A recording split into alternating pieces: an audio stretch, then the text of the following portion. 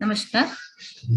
I am Dr. Nalini Avinash Vakmari, working as an assistant professor at the Maharashtra Vidyapeeth. This is my brief information. Today's our topic is non-alignment movement. After the Second World War, in the Cold War period, this non-alignment movement took place. There is various factors for establishment of this rise of non-alignment movement in the world, its achievements, its demerits, everything we have to study in this lecture. Briefly, actually, what is the meaning of non-alignment movement?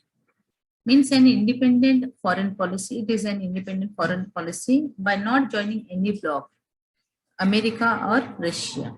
A non-aligned nation can judge the merit of an international situation without any prejudice. So, in the after Second World War, we find that the Cold War is took place. So few nations sided with the Russia, and few nations sided with the America. In this Cold War period, the neutral nations they are decided to peace and prosperity in the world in their states. Also, they have to start at the movement not to side any one bloc. So that is called as a non-alignment movement. So it's the emergence of non-aligned movement in the international politics after the Second World War had a special significance of its own. The origin of this concept was not a sudden one, but was the result of well-thought idea. Its aims were to preserve the freedom of newly emerged independent states and to prevent the possibility of another war. The nations which had become free from the domination of colonial and imperialist powers wanted to safeguard their independence by remaining aloof from the powerful blocs formed after the war. So whichever the nation wanted to freedom from their colonial power, after freedom, they also not sided to Russia or America, and they wanted to independent neutral policy, and they have to sign this non-aligned movement. In 1961, the number of non-aligned countries was 21. It increased to 108 up to September in 1992 at Jakarta. So most of the nations signed this non-alignment movement. Then what was the origin of this non-alignment movement? After the Second World War, America and Russia had formed two different blocs in international politics. But several countries of Asia and Africa, which had recently secured their independence, did not want to join either of the blocs. There are two blocs, USA and USSR. Their desire was to emerge as a third force. Thus, the policy of non-aligned became a prominent feature of awakening of Asia. After achieving independence in 1947, India followed this policy. Later on, several other Asian countries also expressed their belief in the policy of non-aligned. Because newly they are independent and they're not sided any big powers, they wanted to their own independent policy for sake of their nation. On becoming free from the African countries also joined this movement. Thus, the Cold War had indirectly inspired the non-alignment movement. We can say Cold War also one more reason start to this non-alignment movement. Then meaning non-alignment movement and its founders means the independent foreign policy not joining any bloc.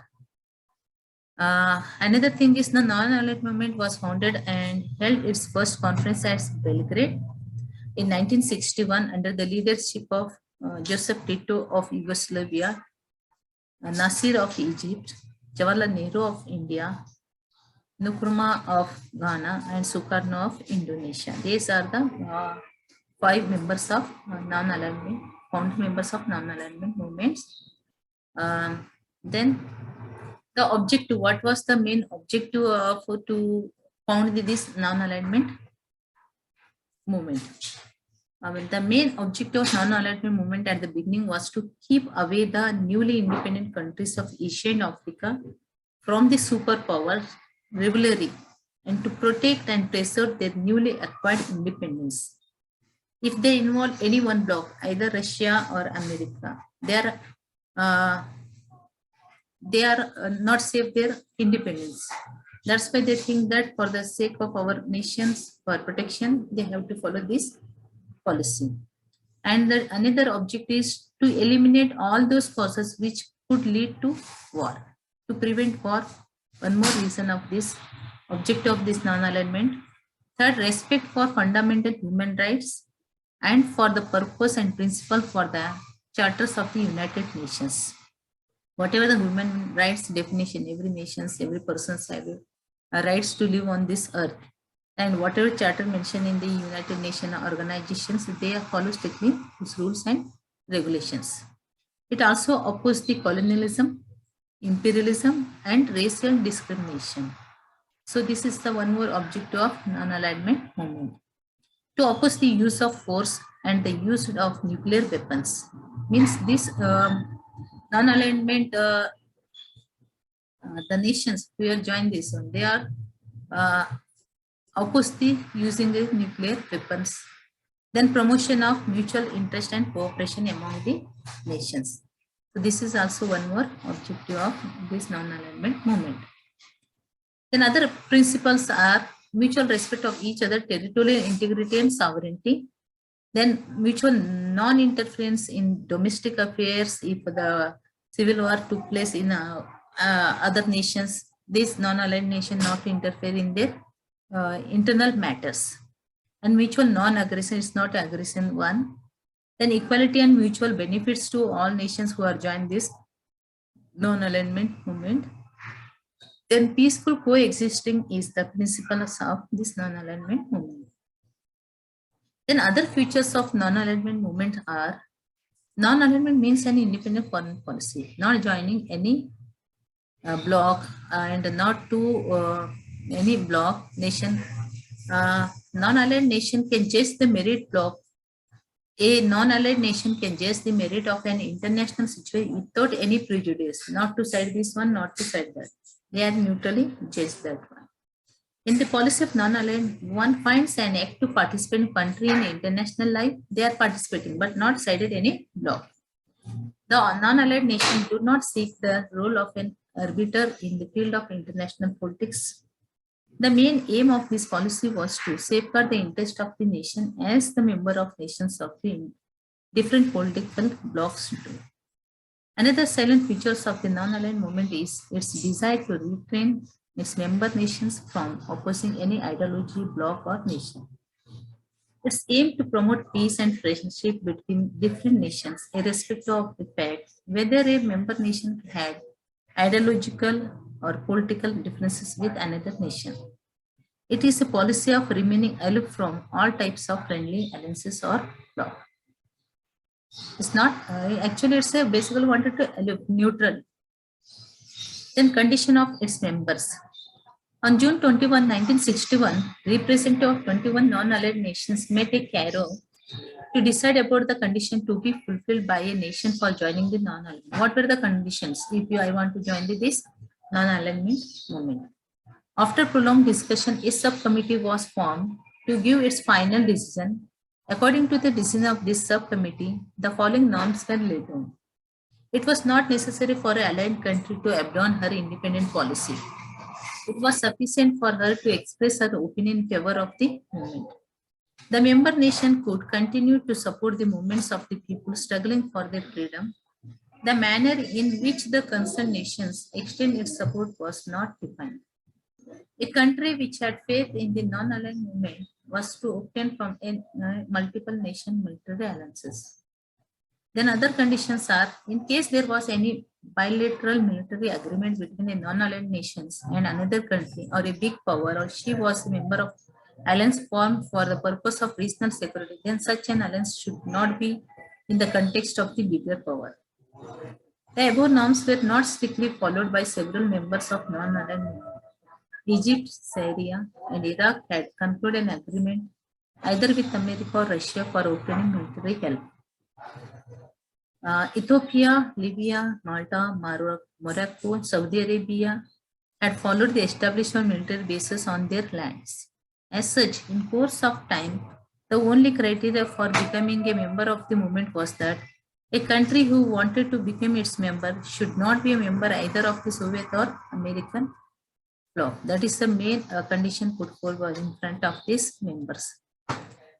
Then what were the causes? What were the motivating factors to founding of this non-alignment in the world?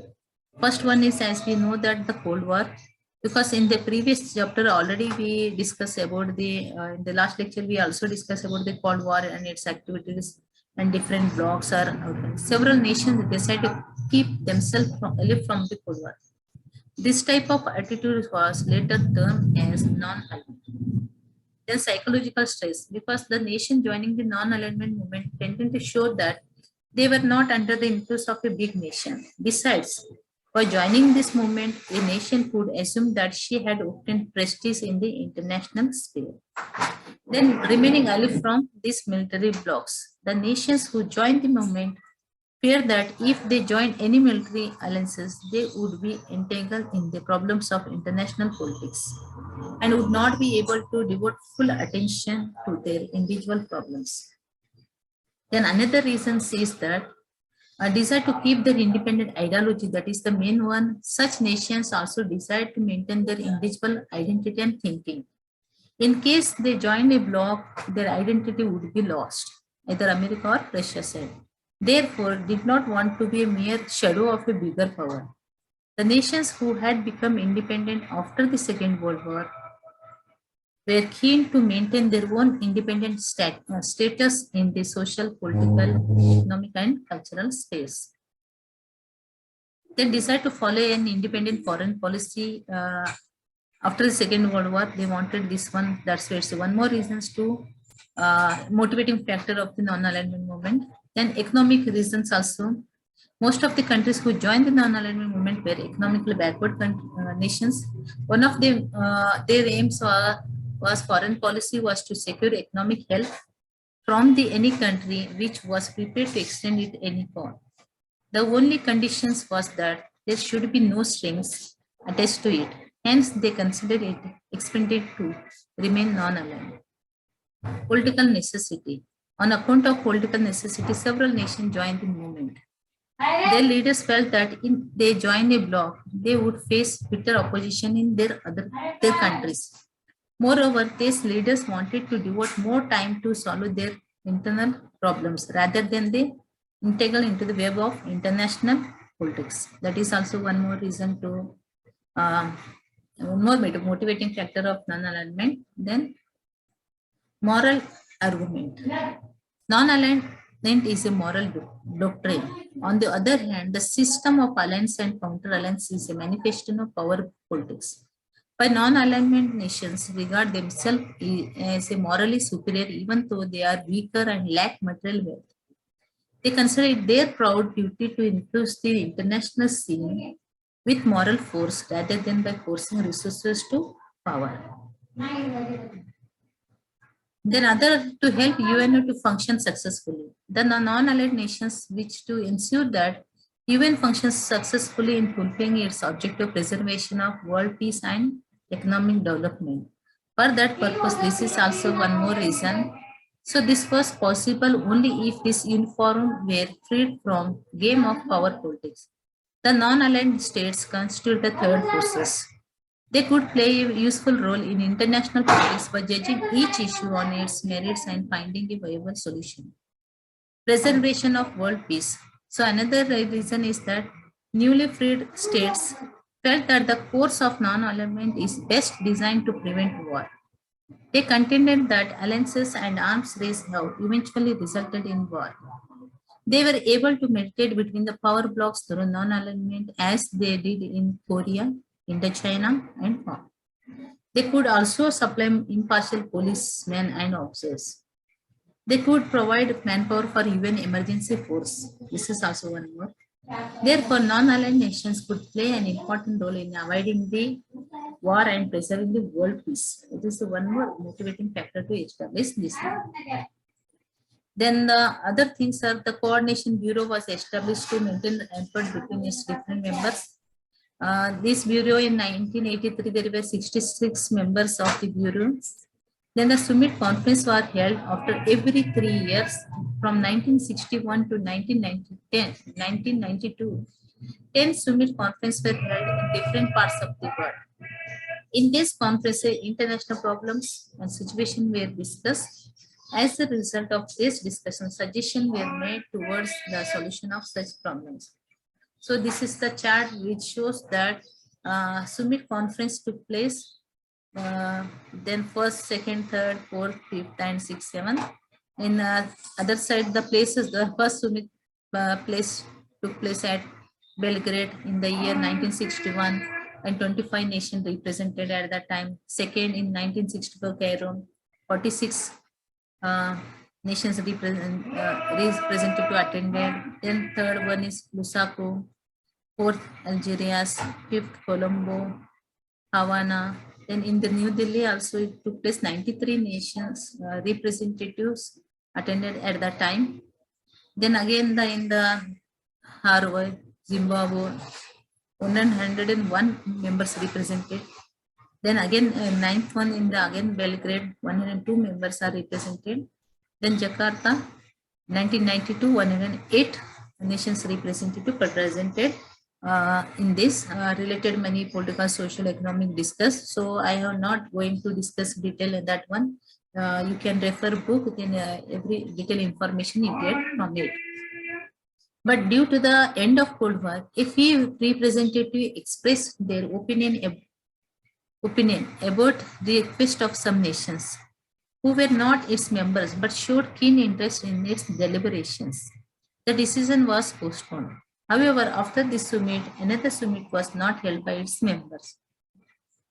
Then achievements of non-alignment movement, recognition by both the parties of the Cold War. So both the power blocks believed that all nations of the world should join one bloc or another. There was no other option for them, but gradually there was a change in their attitude. After the death of Stalin in 1953, Soviet Russia began to believe that the nation was not bound to join one of the blocs. In 1956, the 20th Congress of Soviet Communist Party acknowledged that a non-aligned nation can follow her own policy in foreign affairs. The Western Bloc recognized this fact in the 70s of the 20th century. The success of the non-aligned movement in removing the doubts of the power blocks and in creating an atmosphere of goodwill and respect for itself was a laudable achievement. Then success in avoiding war in international politics. That is the major thing. We find that many political crises arise at that time: Korean War, Vietnam struggle, Chinese coast, Suez Canal. But because of these non-alignment nations sent their armies to maintain peace in this disputed area. Then preventing Cold War in turning into an armed war. So this non-aligned nation played an active part in removing the misunderstanding between the two power blocks. Due to their efforts, the Cold War did not reach a stage of armed conflict.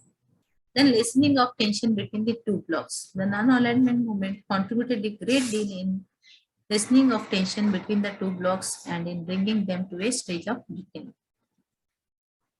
Then contribution towards disarmament, use of arms. That is the major role the non-alignment played. Adopting disarmament, but it certainly contributed towards the realization fact that unlimited race of armament was dangerous for world peace, which taught widely this non-alignment to whole world. Then creation of a cordial atmosphere for world society. The Cold War had created an atmosphere of rivalry, hatred among the nations and people. So non-alignment movement infused a fresh air in his sort of atmosphere. Okay, some neutrality, some peace, prosperity we found through this movement. Development of nations according to their own standards. So the non-aligned nations opposed the efforts of America and Russia to force other nations to adopt their ideology. They helped the non-aligned nation in forming their own plans in accordance with their standards and values. Then bringing about a change in the UN nature of UNO. So in the non-alignment movement, the started the General Assembly's power increase and the security power is decreased one.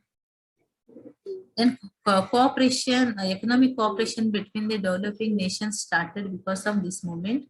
Then demand for creation of fresh international economic agreements also started because of this movement.